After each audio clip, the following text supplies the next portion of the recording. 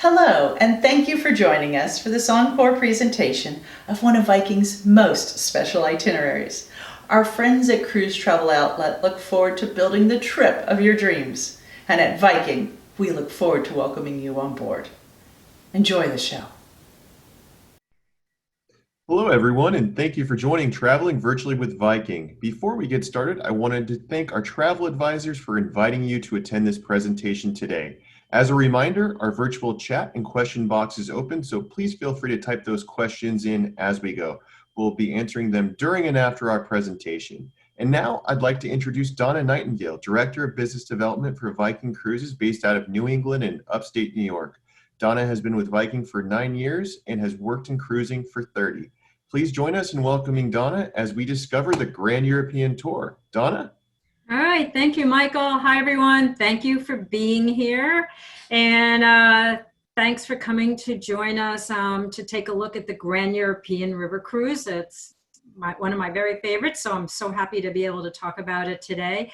My name is Donna Nightingale, Director of Business Development, and I'm located right now at my house on Cape Cod because I'm home based too. And I wish we could do these in person, but now's not the time. Thanks to all the travel advisors for being here and for inviting their clients to come and join us today. And we're going to get started right away. I'm going to take me off here so you can have a full screen. And we're going to get going. And we're going to talk about the Grand European River itinerary. I just want to give you a little bit of information on Viking before we do, and then we'll get right into that because it's a 2-week trip, so we have a lot to cover. And then I'll show you the ships after that. And we're going to get going right here. All right, here's a map of Viking. We kind of go everywhere in Europe on the rivers because that's where our focus is today. We pretty much invented the concept of modern river cruising when we started 23 years ago, first on the rivers of Russia, and then we moved into Europe on the Rhine, the Main, and the Danube Rivers. And then we went into France and then beyond. And since then, a lot of people have really come to appreciate this type of travel, which is the small ship cruising with the emphasis on exploring the destination. Also in 2015, we started having ocean vessels, and we have 6 sailing now on the oceans, and we have 2 more coming within the next year. And then 2021, we're going to have a ship in the Galapagos. In 2022, we're going to have ships on the Mississippi and the Great Lakes and the Arctic and Antarctic. So we're kind of busy here. So 3 things define Viking as a company. We're all about the destination, the culture, and the small ship experience. Every piece of the cruise experience is well thought out. It's an important part of who we are as a company. I think it's really interesting to discuss what we don't do.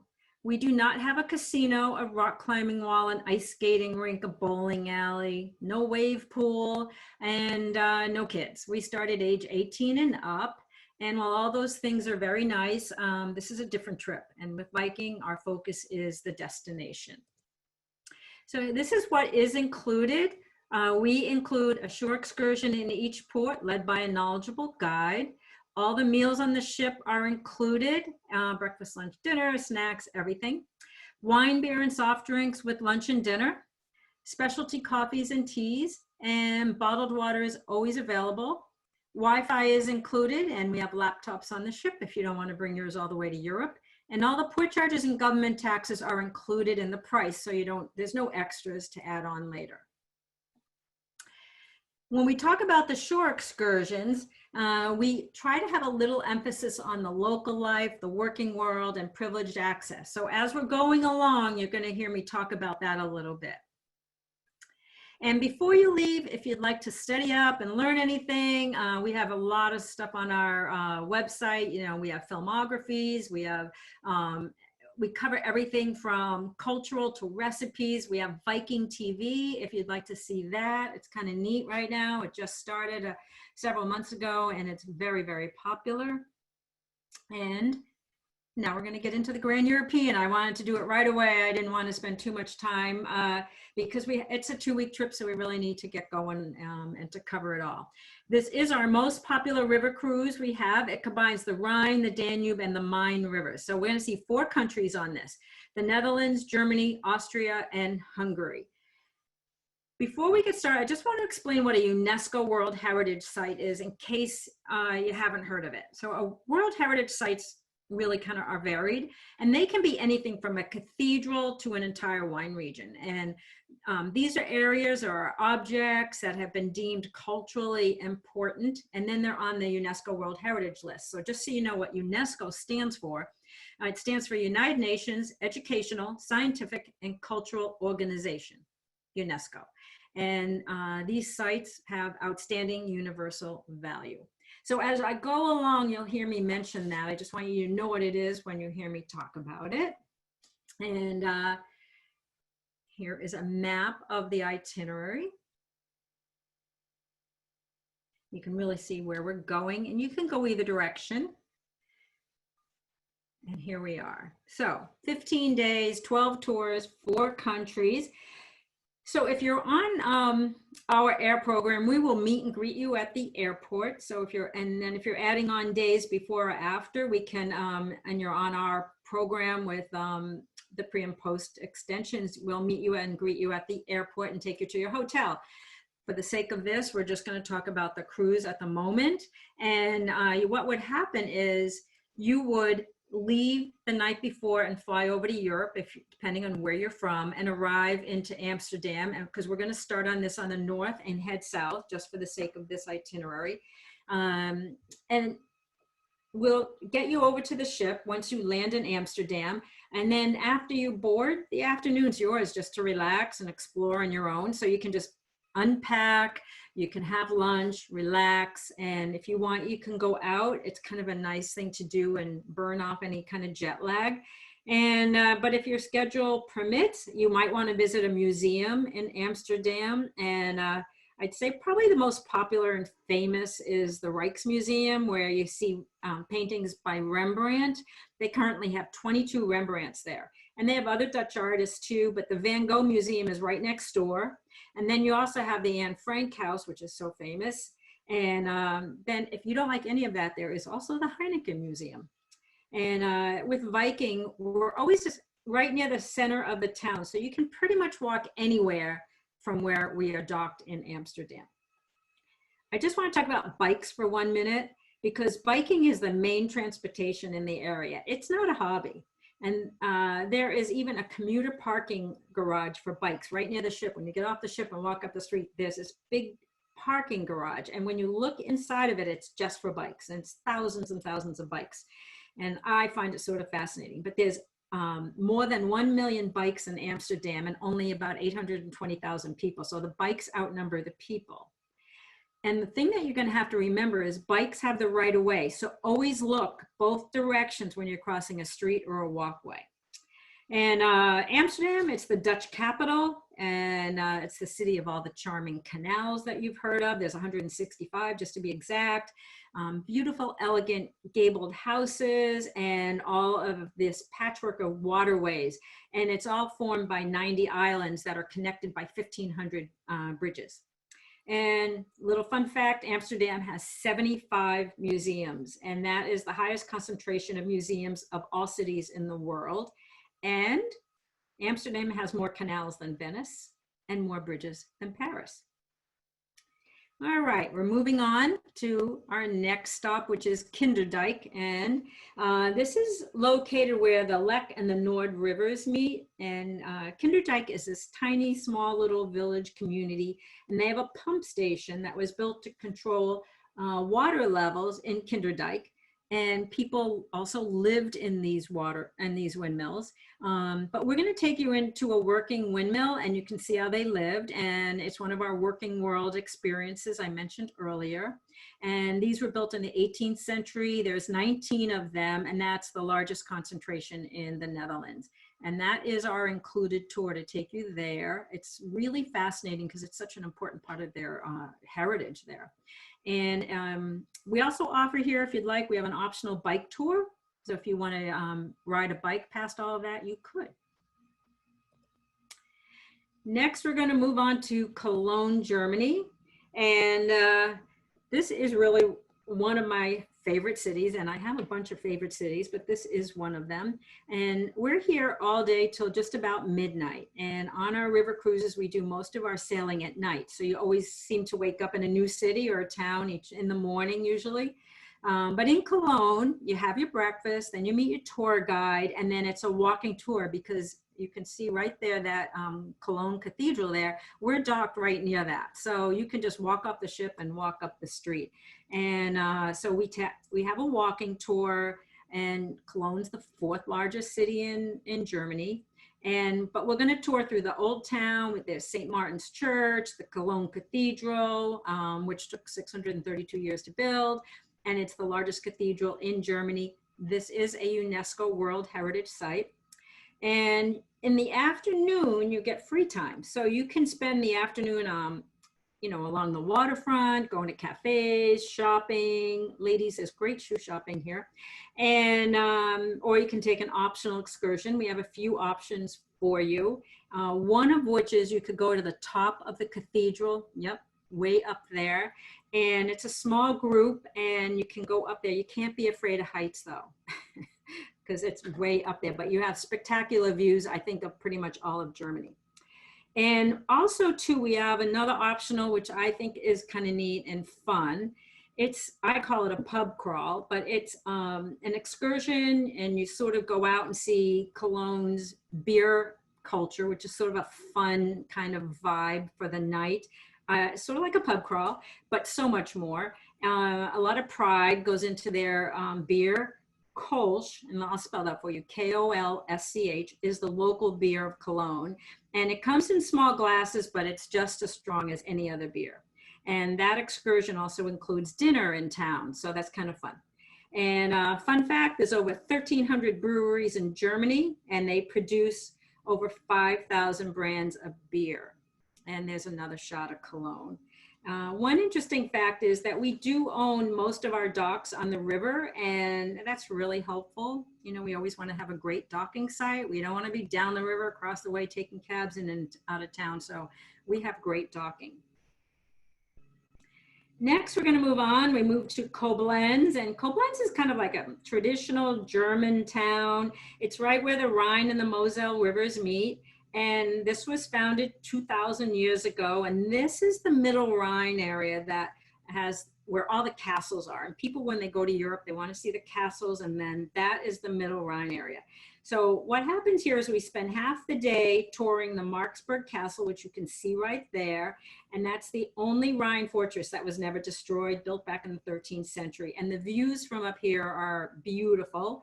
And the rest of the day is scenic cruising.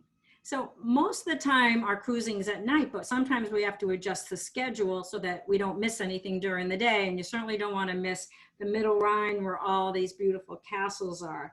And also too here, you'll see this beautiful stretch. You'll see the Lorelei Rock, which is where it's the narrowest part of the river. And it's named after the infamous Rhine maiden. She used to lure her sailors to their demise.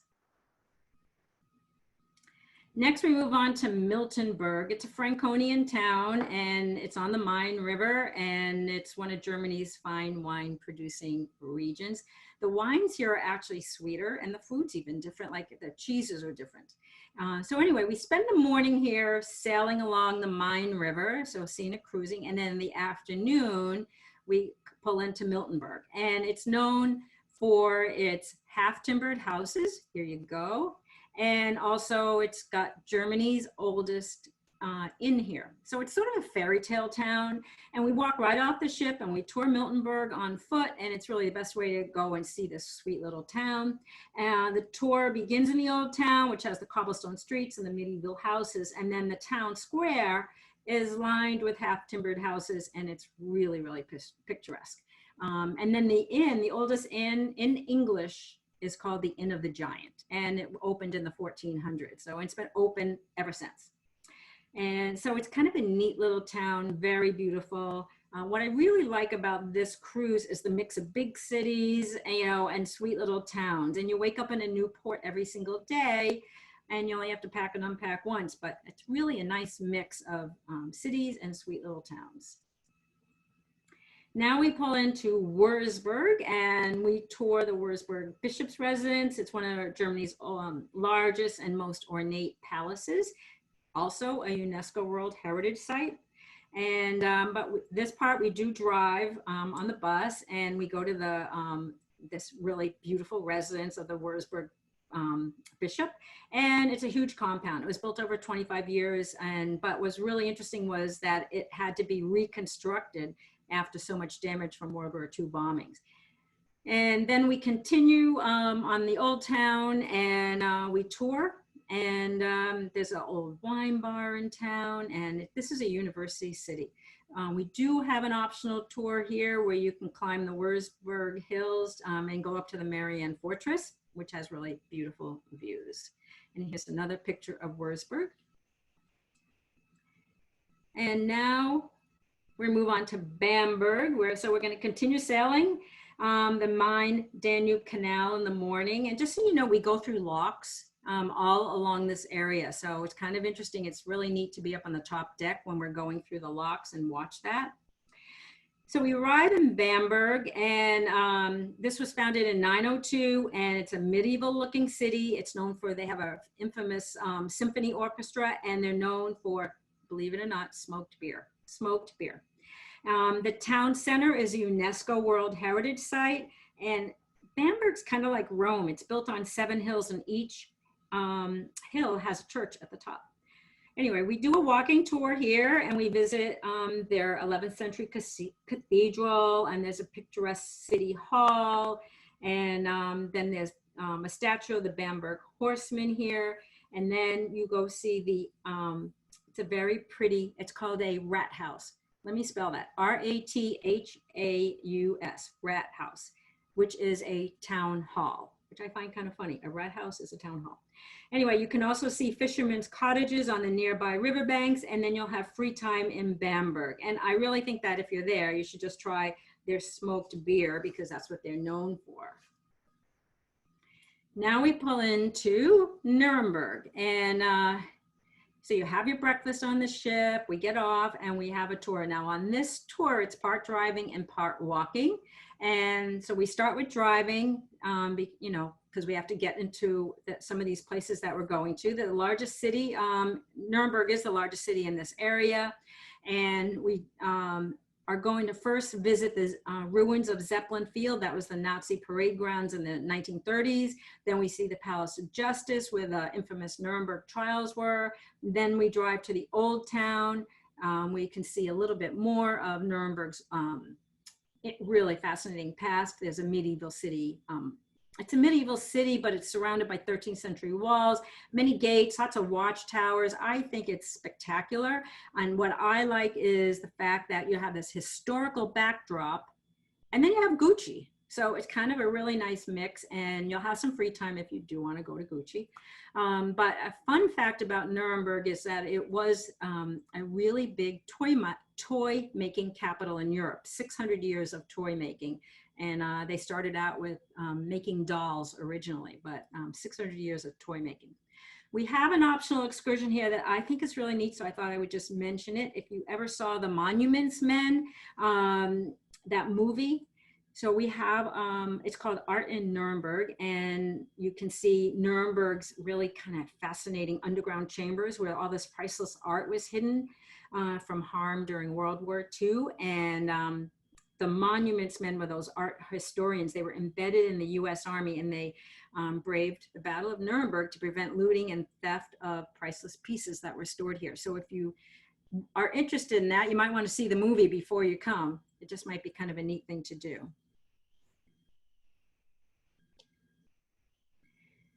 And now we're moving on to Regensburg. Regensburg escaped major damage during the war, so therefore it's one of the best preserved medieval cities, and it's the oldest city on the Danube, and yes, it is a UNESCO World Heritage Site. So we walk right off the ship and meet the guide, and then we get a walking tour. We're right in the center of town there, and most of our guides live locally. So a lot of times, you know, you're walking past their house sometimes, but they're giving you personal views of the city where they live. But this city has Roman city walls. It's still standing from when the city was founded. And you walk past the old town hall, and then you can see the old stone bridge there. That's a 16 arch bridge, and it was built during medieval times. And at the time, that was kind of unique and an engineering masterpiece. There's a Gothic cathedral, there's St. Peter's. No cars are allowed in the inner city. Really nice boutiques, cafes. And one of my favorite things here is they have the oldest sausage kitchen, and it's Germany's oldest restaurant. Very authentic. So it's right near the ship. So on your way back to the ship in the afternoon, I always think it's kind of neat to go in there and go into this oldest sausage kitchen. It's like you walk in and they're making the sausage right there. It's authentic. It's being cooked over charcoal. And then there's a little room to the side with tables, and they bring you in your sausage and a beer. And it's kind of a neat little experience. So, and you'll see half the ship there because everyone likes to do that. And if you're interested, we do have an optional excursion from Regensburg, and that is an 8.5-hour trip to Munich, if you were interested in that. Next, we're going to move on to Passau. And Passau is the largest city in Germany, founded by the Celts more than 2,000 years ago, known as the City of Three Rivers. And it's right at the confluence of the Inn, which is INN, the Ilz, ILZ, and the Danube Rivers. And with our guide, we do a walking tour. It's cobblestone streets, old world type of atmosphere. And you see the bishop's residence, and they have a 14th century rathaus or town hall. And there's a former fish market. We walk up to St. Stephen's Cathedral, and this is Europe's largest pipe organ. And I have this memorized. They have 17,774 pipes, and that's the largest church organ outside of the US. And so I think that's a really neat town. It's actually a city to explore. It's really easy to get around, and we're docked right in town. It's a university town. A fifth of the residents are students. One optional excursion we offer here is over to Salzburg. It's a 9.5-hour tour, but if you're a Sound of Music person like I am, I had to do it. And they give you a whole tour of this city. It's so beautiful. It's very picturesque. Even the drive to Salzburg is beautiful. And they show you everywhere Maria stood. So I had to take pictures of all of that. So if you'd like to do that instead of Passau, you can. We also have, it's a tour to the Neuschwanstein Castle, and it's by plane. And this is the famous fairy tale castle that sort of inspired Walt Disney. And so we take a flight over that and the surrounding countryside if you're interested. There's also another optional here in Passau that I've done and I loved. It's biking in Passau. But what's really neat is you start in Passau, which is in Germany, and then you cross over into Austria. And I think it was about a 13-mile bike ride. So it was really a nice amount of time. And I thought it was really neat. And it's kind of neat to think I'm riding my bike across into Austria. Now we go into Melk, and this is in Austria. And the charming city of Melk is at where the Danube and the Melk rivers meet at the base of the Wachau Valley. And this is really known. It's a 900-year-old Benedictine abbey. It's famous, and it sits way high up on the Danube, and it's really one of those beautiful landmarks along the Wachau Valley. So you can walk up, or we have a bus there. So I always say take the bus up and then walk back to the ship if you can. And that way, when you walk back, you can walk through the town, which is kind of small, but it's kind of neat. And this is a working abbey, so you're going to see monks there. And they make apricot liqueur, so you can buy that in town too, which is kind of fun. And here's another picture for you. It's a really beautiful abbey, so not to be missed. And then, so we spent half the day at Melk, and then the rest of the day we're cruising the Wachau Valley. And this is such a beautiful mix of, cities and small towns. And then you get this beautiful Wachau Valley with all these vineyards and forests and charming towns and castle ruins. And it's just the most scenic stretch of the Danube. And it's about 18 miles. And this area is a UNESCO World Heritage Site. And now we get to Vienna. And this was always on my bucket list. So I went, I think I went like 20 years ago, and I just fell in love with Vienna. And Vienna is known as the city of waltzes. It's the capital city, it's Austria's capital city, and it's the center of Europe's classical music. Strauss and Mozart composed many of their finest pieces here, and we overnight here. So we give you a tour here, and it's half bus and half walking tour. So we take you along first on the Ringstrasse, which is this beautiful boulevard laid out on the site of the old city walls. And it's 19th century when they were built. Beautiful palaces, public buildings, beautiful grand residence, all line this famous avenue. And then you'll also see the Hofburg Palace, which is the winter residence of the Habsburgs, and the Spanish riding school where they have the Lipizzaner horses. And then we go into town where this is part of the walking tour. We will also see St. Stephen's Cathedral and the Vienna State Opera Concert Hall. So so we do the half-day tour here. At the end of the tour, you can go back to the ship if you'd like for lunch, or you could stay right in town. You could go and try the Sacre tour, which is that amazing dessert at Café Soccer. And they're also known because they have 20 varieties of coffee. And a fun fact, every year there are 450 balls in Vienna, and Vienna also has the world's oldest Ferris wheel. One person I find fascinating is Empress Maria Theresa, and her husband was the official ruler, but she really took charge, and I find her really interesting.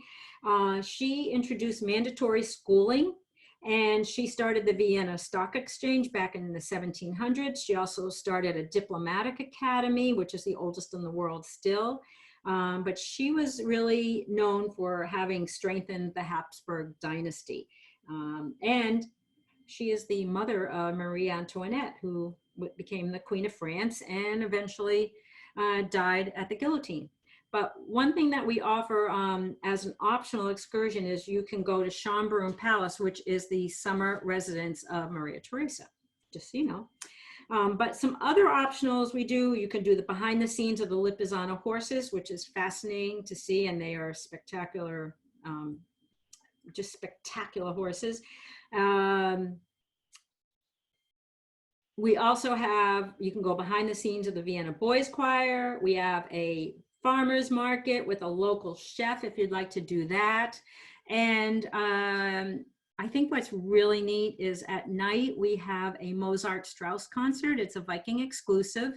And I think if you're in Vienna, you should hear classical music. So half of it's Mozart and half of it's Strauss. And it's just spectacular. And I just think if you're there, it's kind of a neat thing to do. And we also have another optional, which is you can go out into Vienna's countryside on an e-bike. So if you've never done that, e-bikes are just really fun. Now we pull into Budapest. And Budapest, such a neat city. I'd say 20 years ago, you probably never heard of anyone talking about Budapest. Now it seems to be on people's bucket list. And it's all.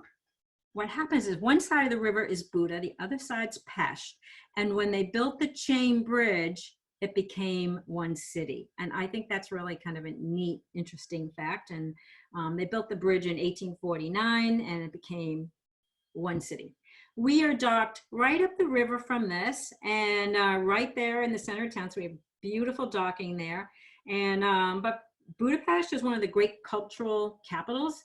And it's kind of really emerged as one of Europe's most iconic cities. And we do have a really neat tour. So we do both sides of the river. So the first thing we do is we give you a tour of Pest, which is a little bit more modern. And we take you along, we show you the Hungarian State Opera House. There's a really neat avenue. It's, they call it the Champs-Élysées of Budapest. And we go to Hero Square, which is this wide open plaza with monuments and statues. And then we go back across the river to the traditional Buda side. And that's where you go up into the castle district. And there's massive hilltop castle complex, Fisherman's Bastion, Matthias Church. Matthias Church is named for the country's most popular king. And then you'll have free time to explore, and it's really easy considering where we're docked because everything is right there. And also Budapest is home to the oldest metro line in continental Europe, and it's the only metro line in the world that's a UNESCO World Heritage Site. So if you wanted to go on the metro, you could.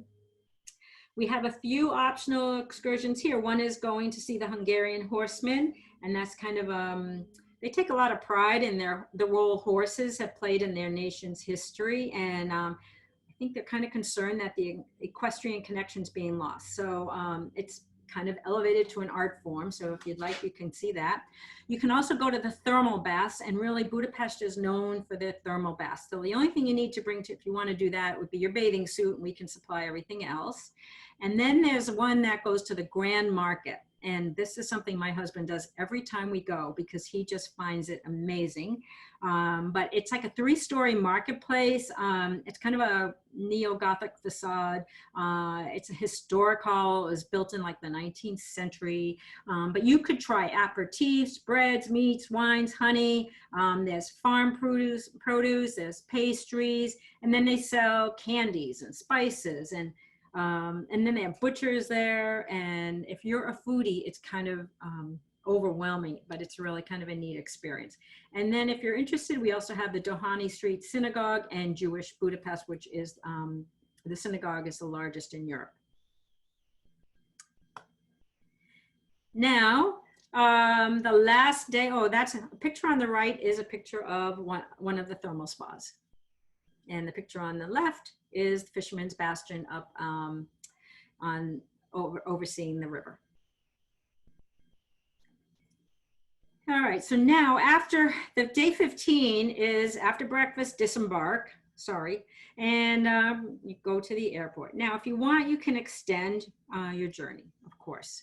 And we have some options for you, but what I always think is the right thing to do is to call your travel advisor and get assistance so that you make sure that it meets your needs. So some, and you know, not just extensions, but travel insurance, make sure your air is what you want, and travel advisors can do that for you. Here are some of the pre and post that you can add. Budapest, you can stay for 2 extra nights. Prague, which is one of my very favorite cities, it was never bombed. So it's one of those cities that has amazing architecture, and that you could do for 3 nights. We also have 2 nights in Amsterdam, or we have 2 nights in The Hague and Amsterdam. Now I thought I would show you the ships. And so the ships. So we have basically one class of ship that does the Grand European, and really most of the Rhine, the Danube, and all the other itineraries. And this ship is, I'm going to show you everything about it, but we are known as the small ship experts. We've got 23 years of expertise, and this is really our priority, and this is our little niche in the industry. And having smaller ships is helpful. It gives us the ability to pull right into central berths, and in many cities, we don't tender. And we do own and operate our fleet, so that's really helps with consistency and seamless experience. So it's really kind of neat. And it's also nice that we have one class of ship here, so it makes it a lot easier. And we also have destination-focused dining. And what does that mean? Well, it means that food's an important part of the journey. Let's face it, we have to eat our way through Europe because there's so much great food. And there's all these local specialties. So we will have in our, on the ship, we will have always available classics, and then we would always try to have some regional specialties with it. This is the ship here. This is our long ship, and holds 190 people. And we have 5 different types of staterooms. I'm going to show you those. And we have a Scandinavian decor. And what does that mean? That really kind of means nice, clean lines, soft colors, beautiful marbles, warm woods, and lots of windows. It's all about bringing the outside in and making sure that you're feeling like you're connecting with what you're seeing outside. This is our reception area. And if you've been on those big giant cruise ships, it kind of looks small, doesn't it? But this is our reception area. And this is our grand staircase. So we have 3 decks inside and 1 deck up on the top. You'll see on this left and the right there are sliding glass doors. So depending on what side we're docked on, that's the side you would enter or exit from. And behind the stairs here is where the restaurant is, and up above, behind that picture, is where the lounge is. Next, you'll see a picture of the restaurant. So this is where we have breakfast, lunch, and dinner.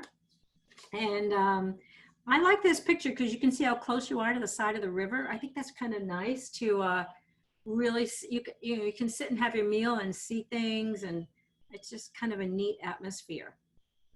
And so you have breakfast, lunch, dinner there. If you need any special menus, please let us know. But as I said earlier, we have destination-focused dining.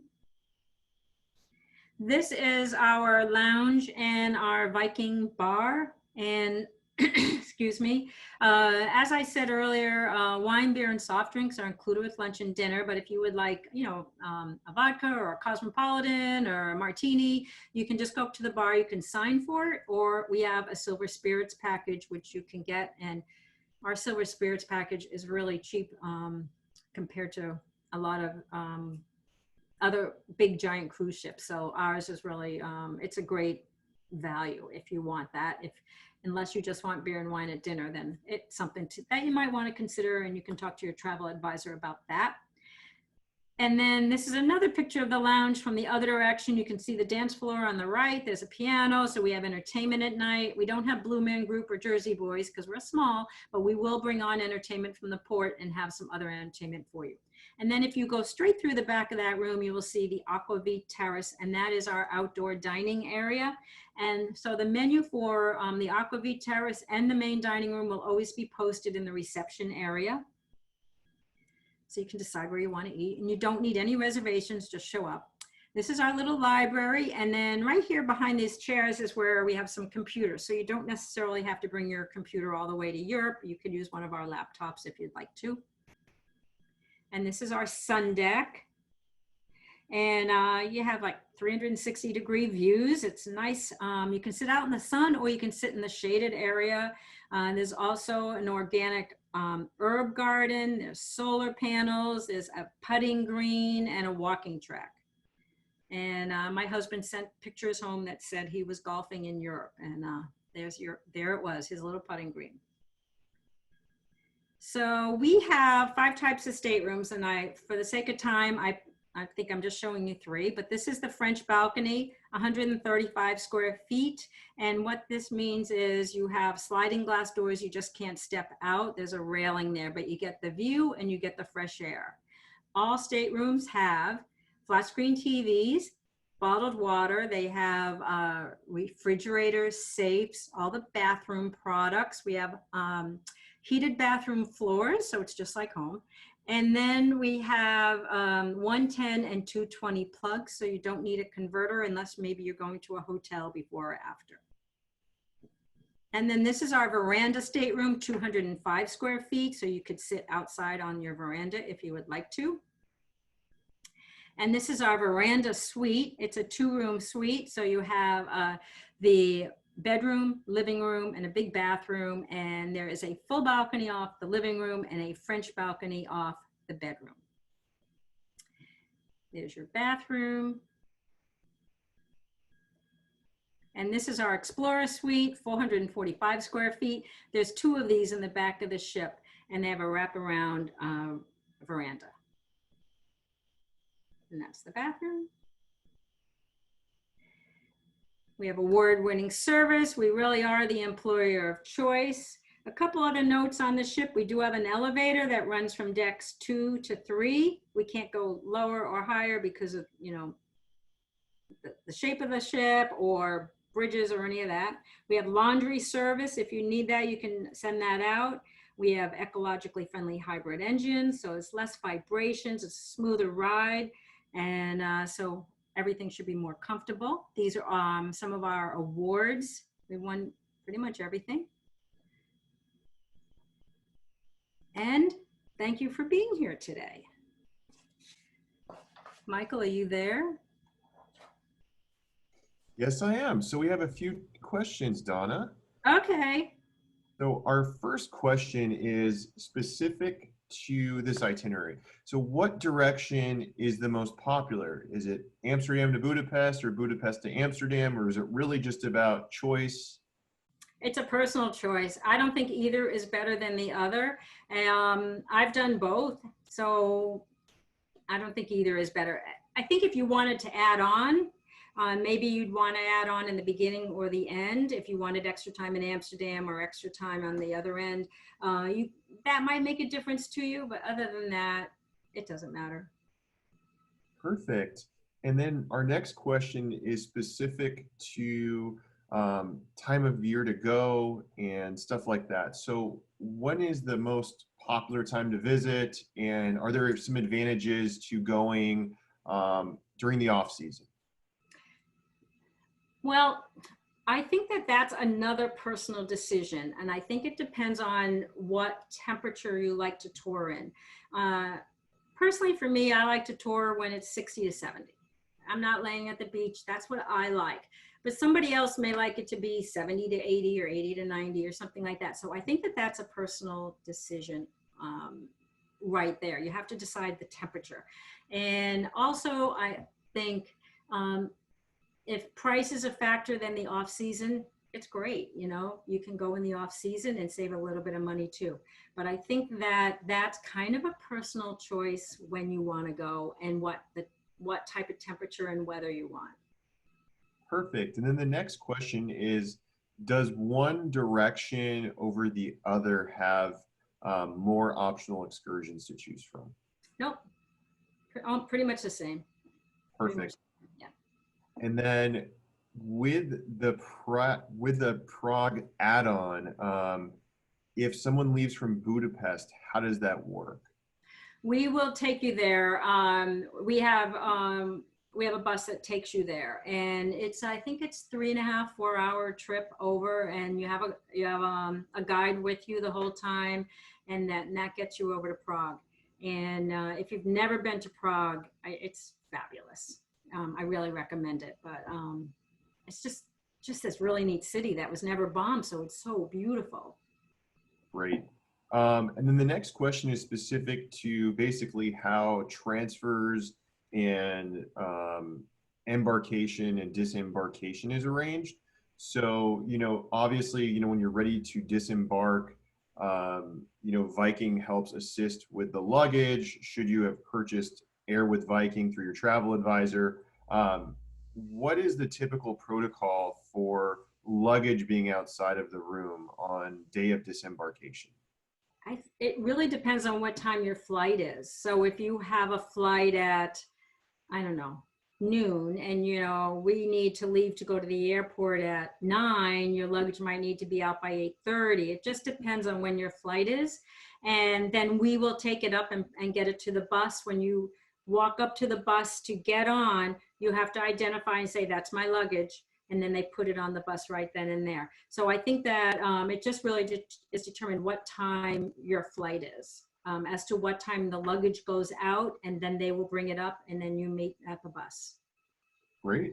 And it looks like that's it for questions. So if you have any additional questions specific to this itinerary, it's best to really consult with your travel advisor when you're trying to arrange some of these optionals and some of these additional excursions, etc.